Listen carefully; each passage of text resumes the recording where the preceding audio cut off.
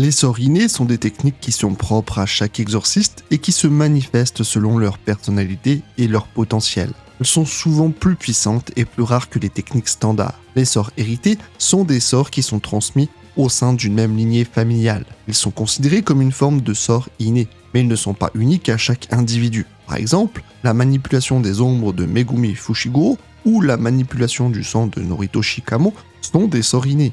Il existe aussi d'autres types de techniques qui ne sont pas considérées comme des sorts, mais qui utilisent aussi l'énergie occulte. Par exemple, les barrières magiques, qui sont des murs d'énergie occulte qui protègent ou piègent un espace. Les familiers sont des créatures invoquées par les exorcistes pour les aider. Les sorts d'inversion, qui sont des techniques qui inversent le flux d'énergie occulte et qui servent principalement à guérir. Et les techniques secrètes, qui sont des techniques spéciales qui nécessitent des conditions particulières pour être activées. Alors finalement, quel est le sort le plus puissant ? C'est ça qui nous intéresse aujourd'hui. Alors bien sûr, je préviens, il va y avoir du spoil dans cette vidéo, donc vous savez ce qu'il vous reste à faire si vous n'êtes pas à jour sur le manga. Bien que Kento Nanami adopte une attitude professionnelle de salaryman, il est en réalité un exorciste puissant et astucieux, dissimulé derrière une façade stoïque. Son arme la plus utilisée est son sort de division par 10, qui s'est avéré être un outil efficace contre un grand nombre d'adversaires. La technique implique de tracer une ligne sur la cible, puis de frapper à un point précis en respectant la règle des 7-3, ce qui crée un point faible. Avec ce pouvoir, Kento Nanami peut infliger des dégâts critiques à n'importe quel adversaire,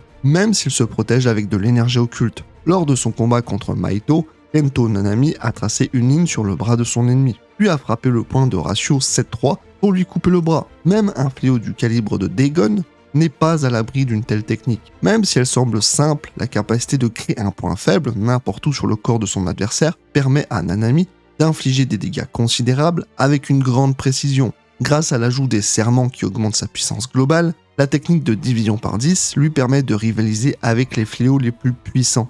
Cette attaque tranchante est principalement utilisée pour couper des objets inanimés.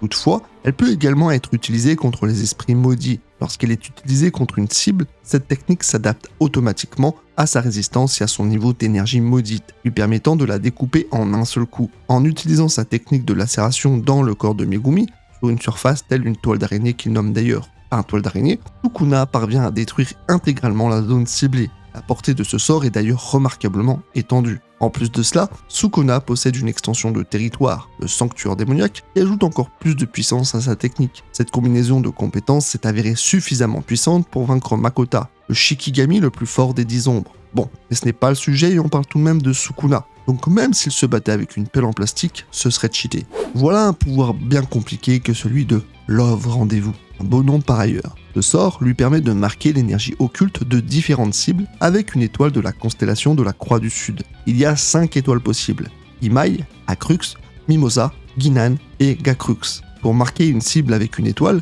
Kirara doit toucher son énergie occulte avec sa main. La cible voit alors une lumière scintiller au-dessus de sa tête et le nom de l'étoile apparaître sur son corps. Kirara peut changer l'étoile d'une cible à tout moment, ou mettre la même étoile à plusieurs cibles. Le sort de Kirara oblige les cibles marquées à suivre un ordre précis pour se rapprocher d'une autre étoile.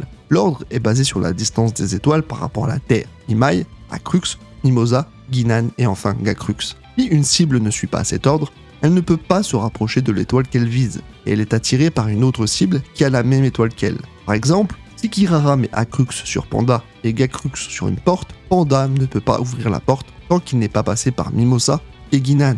Mais si Kirara met aussi Acrux sur Megumi, Panda et Megumi sont attirés l'un vers l'autre et ne peuvent pas se séparer. Le pouvoir de Kirara est donc un sort qui lui permet de contrôler les mouvements et les distances des cibles marquées par les étoiles. C'est un sort très utile pour piéger ou séparer ses ennemis, ou pour protéger un lieu ou une personne. Cependant, il a aussi des limites, comme le fait que Kirara doit toucher l'énergie occulte des cibles, ou le fait que son sort ne fonctionne pas sur les objets qui n'ont pas d'énergie occulte. C'est un sort qui permet de se déplacer très vite en suivant une séquence de 24 images par seconde tracée à l'avance. Pour utiliser ce sort, le clan Zenin doit diviser une seconde en 24 images et décider des mouvements qu'il va faire dans chaque image. Ensuite, il peut exécuter ces mouvements en une seconde, ce qui lui donne l'air de se téléporter. Une fois que l'exorciste visualise une série de mouvements dans son esprit, la technique de projection lui permet de les exécuter en un éclair, les rendant trop rapides pour être suivis et encore moins rattrapés. Cette méthode peut également être utilisée pour immobiliser un adversaire en traçant mentalement un parcours sur son corps puisqu'il est soumis aux mêmes règles.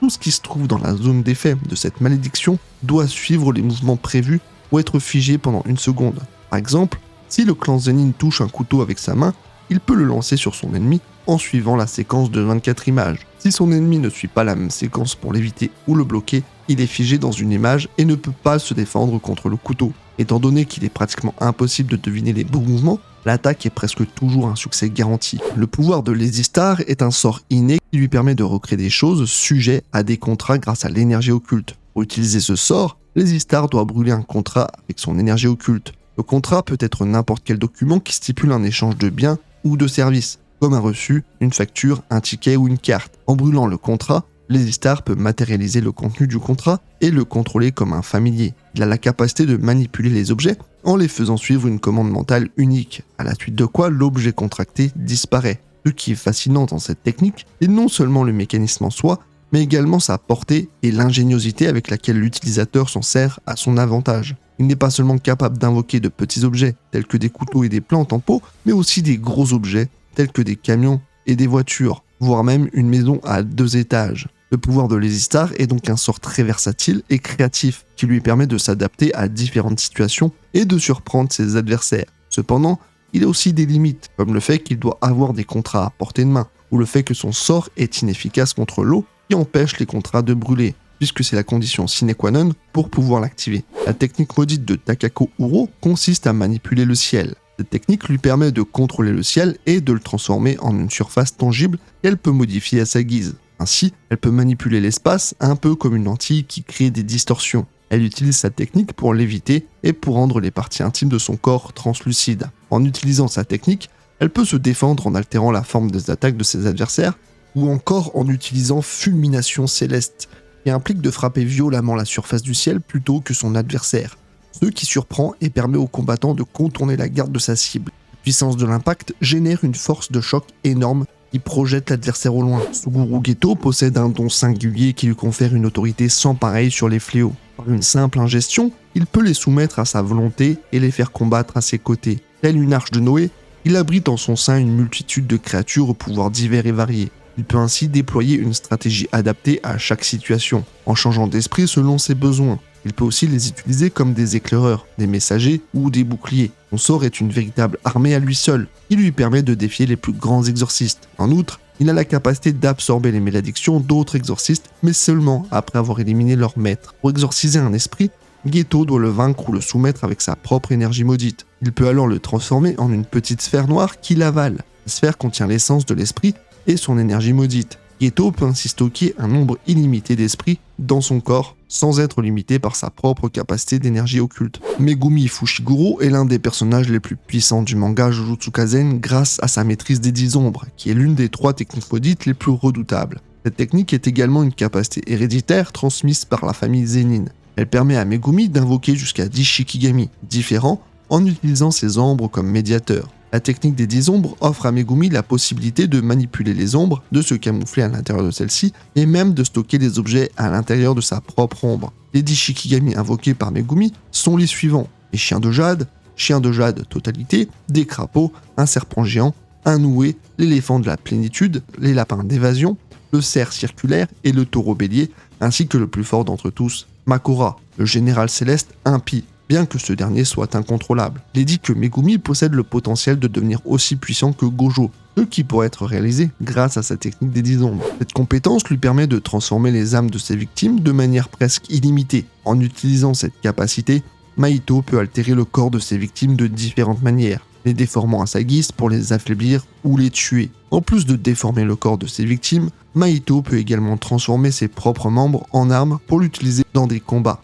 De plus, il peut guérir ses blessures en altérant sa propre âme, ce qui signifie que pour espérer le toucher, il faut en gros s'attaquer à son âme. Il s'agit donc d'une compétence incroyablement puissante, car elle offre une variété infinie de possibilités pour altérer les âmes et les corps. Cette compétence est également difficile à contrer, car elle ne peut être bloquée ou annulée que par cette même technique. Les compétences telles que celles de Nobara ou Gisagi peuvent s'avérer particulièrement compliquées à gérer, car non seulement elles ont une portée considérable, mais elles sont également d'attaquer l'âme directement par le biais de la résonance. C'est pourquoi Mahito l'a qualifié d'ennemi naturel, au même titre que Yuji. En étant connecté à Rika à travers son anneau, Yuta est capable de manifester l'intégralité de la puissance de Rika. Cela lui permet d'accéder à des techniques maudites et d'utiliser l'énergie occulte de Rika pour restaurer la sienne. En outre, Rika a la capacité de stocker divers outils maudits et de les fournir à Yuta pour une utilisation ultérieure. Après avoir utilisé les incantations et copié la manipulation du ciel de Takako, la technique de Yuta devient plus claire. Les conditions particulières nécessaires à la copie d'une technique maudite par Yuta restent encore un mystère, mais ses combats contre Kururushi, Takako et Ishigori ont révélé quelques indices.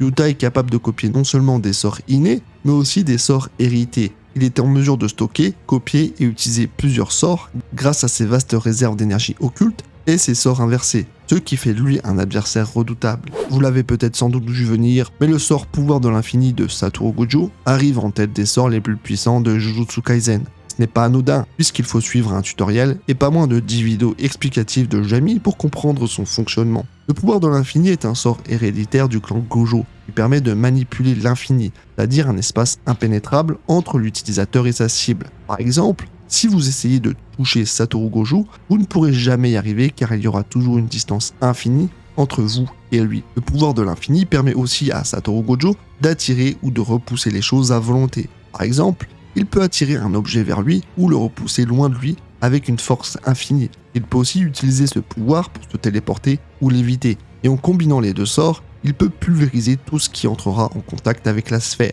Pour utiliser le pouvoir de l'infini, Gojo a besoin du sixième œil, un autre sort héréditaire du clan Gojo, qui lui permet de contrôler avec précision son énergie occulte. Le sixième œil rend aussi ses yeux d'un bleu ciel brillant, ce qui explique pourquoi il porte souvent un bandeau ou des lunettes de soleil pour les cacher. Le pouvoir de l'infini est considéré comme le sort le plus puissant du monde des exorcistes, ce qui fait de Gojo le plus fort d'entre eux. Il est le premier en 400 ans à naître avec les deux pouvoirs du clan Gojo, le précédent étant un chef du clan Gojo durant l'époque d'Edo. En conclusion, les sorts dans Jujutsu Kaisen sont une forme de magie fascinante et complexe qui offre une multitude de possibilités. Tout comme les autres formes de magie dans les animés et les mangas, les sorts sont une extension de l'âme de leur utilisateur, une manifestation de leur volonté et de leur puissance, un peu comme les Chikai et les Bankai dans Bleach ou les stands dans Jojo. Chaque sort est unique, avec sa propre histoire et son propre pouvoir. De l'omnipotent territoire de Maito à la destructrice technique de Yuji, chaque sort a une signification profonde et une portée émotionnelle qui transcende le simple divertissement.